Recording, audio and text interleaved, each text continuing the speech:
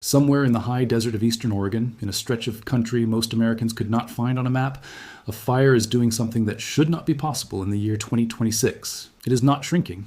It is not slowing. It is not, in any meaningful sense, being fought at all. For 8 straight days, it has consumed an average of more than 30,000 acres of land every single day, an area larger than the city of San Francisco disappearing into smoke and ember every 24 hours. And as of the most recent report from the ground, containment sits exactly where it started. 0%, not 5, not 10, 0. And here is the number that should stop you cold. This fire, burning quietly in Harney County while the cameras of the world point somewhere else, is already more than 20 times larger than the entire disaster that forced 65,000 people out of Spokane, Washington, made international headlines, and drew comparisons to the Palisades fire that devastated Los Angeles. Spokane burned roughly 10,000 acres and became a global story. This fire has already burned past 250,000, and almost nobody outside the region has heard its name. Sit with that comparison one more time before we move forward, because the human brain is not built to process numbers like these intuitively. 10,000 acres sounds abstract until you learn it was enough to erase 700 structures in a matter of hours. 250,000 acres is roughly 25 times that footprint, and yet it has generated a fraction of the coverage, a fraction of the concern, a fraction of the national conversation. If Coleman Creek were burning through a metropolitan area at the same rate it has burned through open desert, it would not be a regional story. It would be the only story. It would dominate every broadcast, every front page, every trending topic on every platform simultaneously. Instead, it burns in near silence, and that silence is itself part of the story we are about to tell. That name is the Coleman Creek Fire.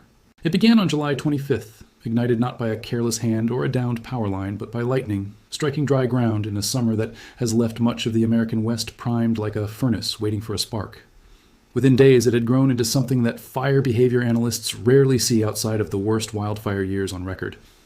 By the time most people in Washington and Oregon were fixated on the burning neighborhoods of Spokane, this fire, hundreds of miles to the south, had already quietly become one of the largest active wildfires in the entire United States. It has swallowed Bureau of Land Management rangeland, pushed east across the open country toward the town of Ventura, and forced firefighters into a defensive posture that, in blunt terms, means they are not trying to stop it. They are trying to survive it.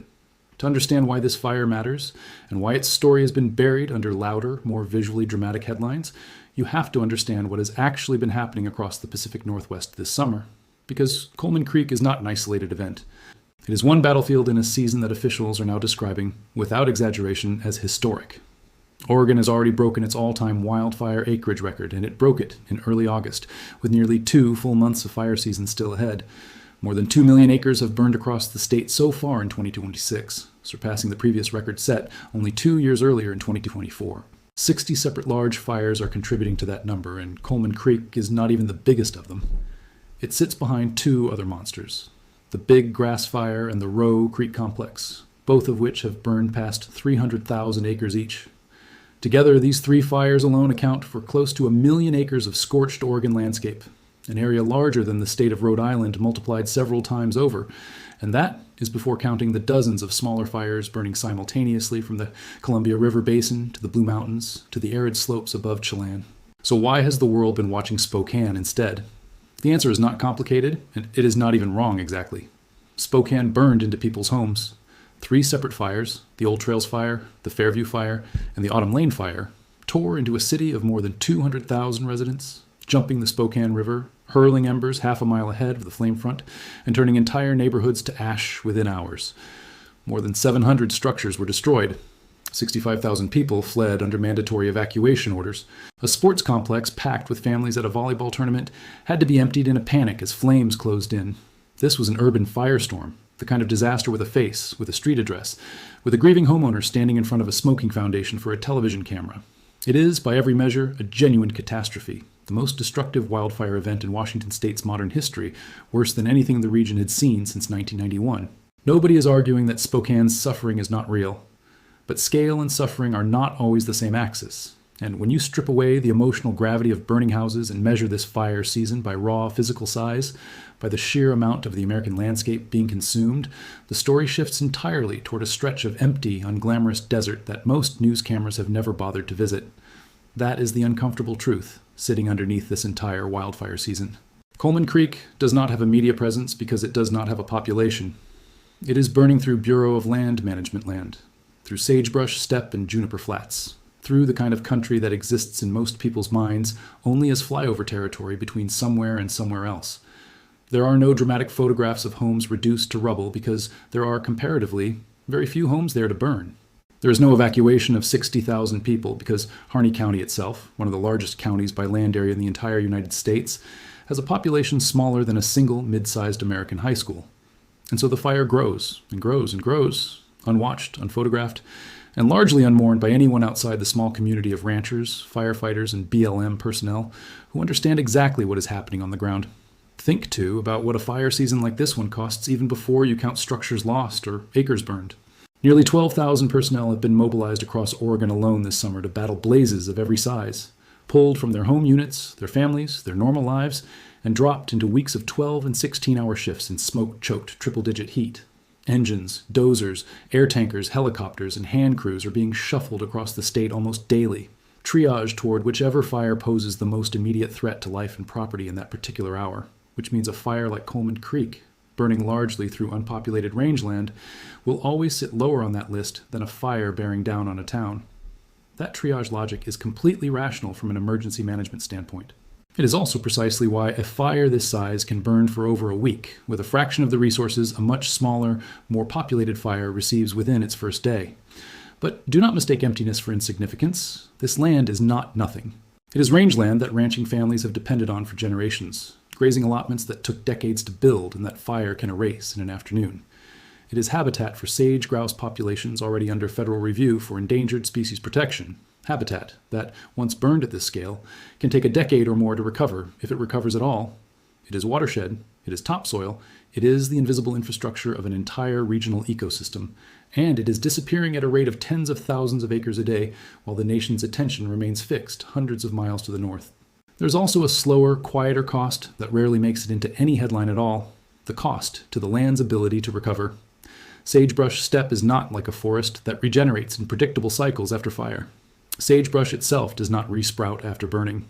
It must regrow entirely from seed, a process that can take decades under good conditions and, in a landscape now facing repeated, larger, and more frequent fires, may not happen at all before the next blaze arrives. Once sagebrush habitat is lost, invasive cheatgrass often moves in first, a fast-growing, highly flammable grass that dries out early in the season and makes the next fire in that same location more likely, not less. Fire scientists have a name for this feedback loop: the grass fire cycle, a self-reinforcing pattern where fire begets more flammable vegetation, which begets more fire, which begets still more flammable vegetation, spiraling a landscape that once burned only occasionally into one that now burns again and again. Coleman Creek is not simply erasing 250,000 acres of habitat for one season. In terrain like this, it may be resetting the ecological clock for a generation, and quietly making the next fire in that same stretch of Harney County more likely, not less. Let's talk about the number itself, because it deserves to be sat with for a moment rather than rushed past. 251,000 acres, that is not an abstraction. That is roughly 392 square miles. An area larger than the 5 boroughs of New York City combined, larger than the entire footprint of Los Angeles, closing in on the size of Rhode Island itself. And it accomplished this in just 8 days from ignition, an average burn rate of more than 30,000 acres every single day, a pace so extreme that fire behavior analysts monitoring the incident have specifically flagged long-range spotting, embers being thrown far ahead of the main fire front to ignite new blazes independently, as one of the primary drivers of its explosive growth. This is not a fire creeping through underbrush. This is a fire making runs, jumping roads, crossing rivers, outpacing the ability of ground crews to even fully map its perimeter before the perimeter has already moved again. And still, containment, 0%. To understand what that number actually means, you have to understand what containment measures in the first place. It is not a measure of how much of the fire has been extinguished. It is a measure of how much of the fire's perimeter has a secured line around it, a boundary, whether a bulldozed break, a natural barrier, or a hand-cut line reinforced by burnout operations, that firefighters are confident will hold and stop the fire's spread at that point. 0% containment on a fire this size, 8 days in, does not mean firefighters are doing nothing. It means that despite nearly 300 personnel, aircraft support, and everything the incident management team can throw at it, they have not yet been able to establish a single stretch of line around this fire's edge that they trust will hold. Every boundary is still live, every direction is still open. The fire is, in the most literal operational sense, uncontained in every direction at once. Compare this moment to the fire seasons that came before it, and the trajectory becomes even harder to dismiss as an anomaly. In 2024, Oregon set what was then considered a staggering once-in-a-generation record.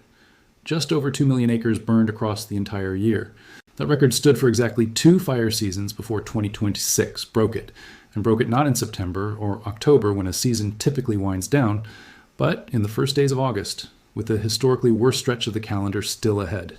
The 10-year national average for acres burned by early August sits at roughly 3.7 million.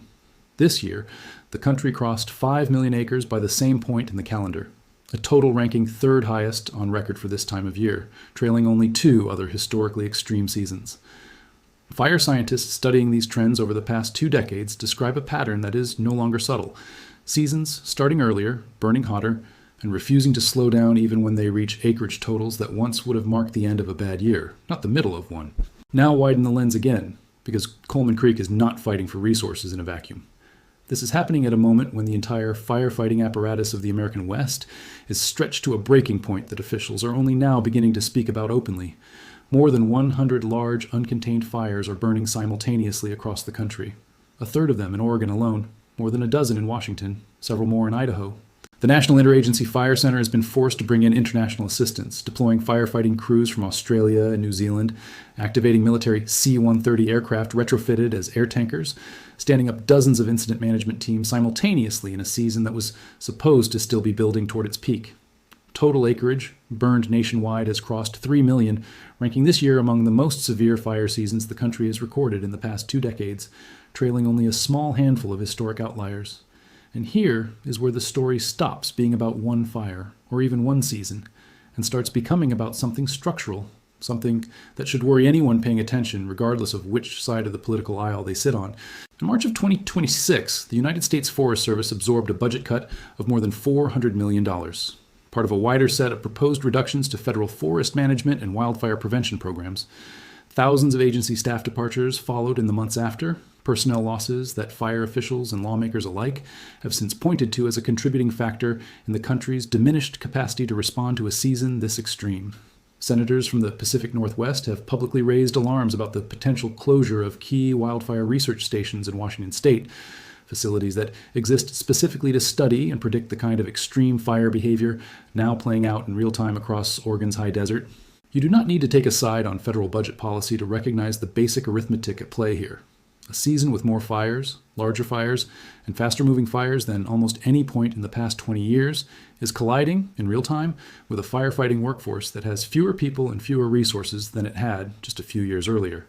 Something has to give, and increasingly, what gives is exactly what we are watching happen in Harney County right now. A fire simply outrunning the capacity of the people assigned to stop it. It would be a mistake, though, to lay this entirely at the feet of policy decisions made in Washington, D.C. The conditions driving this season were set in motion long before any budget was signed.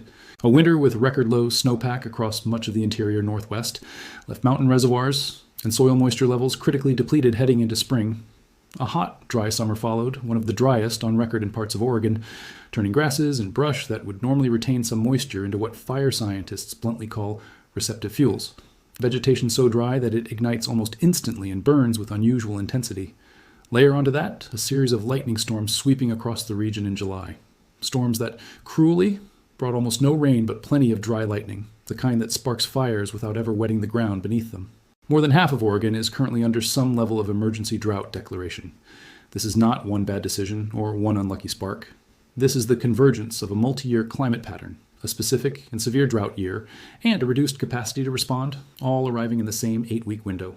Picture the terrain itself for a moment, because it matters to why this fire behaves the way it does.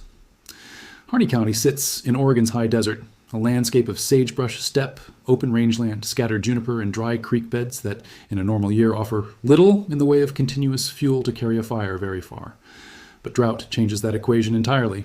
Grass that would normally green up and hold moisture instead cures out early and completely, turning into what firefighters call flashy fuels, capable of carrying flame across enormous distances in a matter of hours when wind conditions align. This is precisely what fire behavior analysts observed happening at Coleman Creek. Long, rapid runs across open country, embers carried ahead of the fire to spark new ignition points independently of the main front. A fire spreading not as a single advancing wall, but as a chaotic, self-multiplying network of new starts racing to merge with one another. That is what accounts for a growth rate of 30,000 acres a day. That is not creeping. That is closer to a detonation. Consider, too, the people who live inside this landscape, because a fire this size does not simply erase acreage on a map, it upends entire livelihoods built across generations. Harney County's economy runs on cattle ranching, and ranching in this part of Oregon depends almost entirely on grazing allotments, tracts of public rangeland that ranching families lease, often for decades at a stretch, to feed their herds through the dry months. When a fire the size of Coleman Creek tears through that rangeland, it does not simply remove one season's forage. It can force ranchers to sell off cattle they cannot afford to feed elsewhere, herds built up over years or even generations, sold at a loss because there is no grass left standing to sustain them. Federal land managers will eventually have to decide how long burned allotments need to rest before cattle can return, a decision that can keep ranching families locked out of their traditional grazing land for a year, 2 years, sometimes longer, while their operating costs continue regardless. This is the invisible economic wound of a rangeland fire, the one that never appears in a structure's destroyed count because it was never a structure to begin with. It was grass, and it was gone in an afternoon. For the firefighters on the ground, the priorities in a fire like this shift dramatically from what most people imagine firefighting to look like. There is very little effort spent trying to extinguish flame directly across open range this size. There simply are not enough people or resources on Earth to do that. Instead, the strategy becomes about geography and infrastructure. Keep the fire south of Highway 20. Keep it within its existing footprint, if at all possible. Protect the small community of Juntura, a town of a few hundred people that now sits directly in the fire's projected path. Crews have been working specific choke points, Drinkwater Pass, Yappa Creek, Cottonwood Creek, Crowley Road, trying to identify the handful of places across hundreds of square miles of open country where terrain, existing roads, or natural barriers might give them a fighting chance to actually hold a line. Smoke jumpers have been inserted by air into the fire's eastern flank, where it has crossed Crowley Road, to build lines by hand in terrain no vehicle can reach. Infrared aircraft fly the perimeter at night, mapping heat signatures invisible to the naked eye, hunting for the hot spots that could flare into the next major run. Unmanned aircraft systems, drones, are being used to scout containment lines in rough terrain too dangerous or too remote to send crews into directly. This is not a fire being fought with hoses and shovels in any conventional sense. It is a fire being fought with strategy, geography, and a great deal of hope that the wind cooperates. And for a few days, it did. Moderate winds and cooler temperatures allowed for what officials called meaningful progress, direct attack along sections of the northern and southern edges, extensive mop-up operations, clearing unburned pockets inside the fire's own footprint, containment lines finally being inspected and reinforced rather than abandoned. Containment ticked upward, 18%, then 23%. Then briefly higher still, a fragile sign that the fire might, at last, be entering a phase where it could be managed rather than merely tracked. It felt, for a moment, like the story might be turning. Then it didn't. The most recent reporting from the ground places Coleman Creek back at 0% contained, its acreage recalculated and revised upward past 250,000, the earlier containment gains apparently erased by renewed growth, by interior pockets burning together and expanding the fire's total footprint, even without new perimeter runs, by conditions on the ground simply outpacing the crew's ability to hold what they had built. This is the brutal whiplash reality of fighting a fire this large in terrain this dry. Progress is never permanent. A single afternoon of shifting wind, a single overlooked ember catching an unburned fuel, and weeks of careful, dangerous, exhausting work can be functionally reset. Nearly 400 personnel remain assigned to the incident, working a fire that has already cost close to $2 million in suppression expenses, and continues climbing. And the honest, unglamorous truth being communicated by the incident management team is that the priority is no longer stopping this fire. It is shaping where it goes, protecting what can be protected, and waiting for the one thing that has consistently proven more powerful than any firefighting resource in a season like this: a genuine, sustained change in the weather. That is the uncomfortable position the entire Pacific Northwest finds itself in as August unfolds. Rain is not meaningfully in the forecast. Temperatures are expected to climb back into the 90s in the coming days after a brief, cooler stretch. Red flag warnings, the National Weather Service's most urgent signal for extreme fire danger, continue to be issued across the region as new lightning systems roll through. Fire officials, when pressed, do not sugarcoat what lies ahead. They describe fuels as extremely dry, conditions as historically severe, and they are careful, again and again, to remind the public that August and September, not July, are traditionally the most dangerous months of the western fire season. which means that a season that has already broken Oregon's all-time record, that has already produced a fire 20 times larger than the disaster that displaced 65,000 people in Spokane, that has already stretched the national firefighting apparatus thin enough to require help from the other side of the planet, may not yet have reached its worst point. The historically dangerous stretch of the calendar is still ahead, not behind. And then there is the question of the smoke itself, which travels far beyond any fire perimeter and touches lives that have nothing to do with Harney County at all. Air quality advisories have already spread across the Portland metro area and multiple counties in eastern Oregon. A haze thick enough to blur skylines and send respiratory patients indoors, carried on wind currents from fires burning hundreds of miles away. Smoke from a fire like Coleman Creek does not respect county lines or containment percentages. It rises, it drifts, it settles over cities that will never see a single flame. And it does so for as long as the fire continues to burn, which, at 0% containment, could mean weeks more of degraded air blanketing communities who had no direct stake in this fire until it started affecting the air in their own lungs. Multiply that single fire's smoke output by the more than 100 large fires currently burning uncontained across the country, and you begin to understand why entire regions of the Pacific Northwest have spent large stretches of this summer functionally living under a haze that never fully lifts. There is a broader reckoning buried inside all of this, one that goes beyond any single fire or any single season. It is the growing gap between what the American public notices and what is actually happening across the landscape they live in. A fire that threatens a city becomes a global story within hours, its footage circulating across every platform, its victims interviewed on national television, its name trending. A fire that threatens rangeland, sagebrush, and a town of a few hundred people can burn 20 times larger and pass almost entirely beneath the surface of public awareness. Discussed only in local incident reports and specialist wildfire trackers most people have never heard of. That gap matters because it shapes where political attention goes, where funding gets prioritized, where public pressure builds for policy change, and where it doesn't.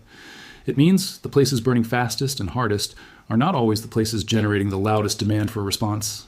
There is one more piece of context worth holding on to before we close, because it reframes everything that came before it. Coleman Creek is not even the largest fire currently burning in Oregon. That distinction belongs to the Big Grass Fire, sitting north of 330,000 acres, and close behind it, the Roe Creek Complex, past 320,000 acres of its own. 3 fires, burning simultaneously in a single state, each one individually larger than the entire Spokane disaster by a factor of 20 or more, together accounting for close to 1 million scorched acres. And only one of the 3, the urban fire, hundreds of miles to the north in a different state entirely, has managed to break through into the national conversation. That is not a coincidence. And it is not really even a criticism of how news coverage works. It is simply a reflection of what human attention is built to respond to. Threat to human life and home. Immediate and visible, rather than a slower, quieter erasure of grazing land, sage-grouse habitat, and rural livelihoods playing out across a landscape most people will never see in person. Both are real disasters. Only one of them fits neatly into a news cycle built around footage of burning houses and fleeing families.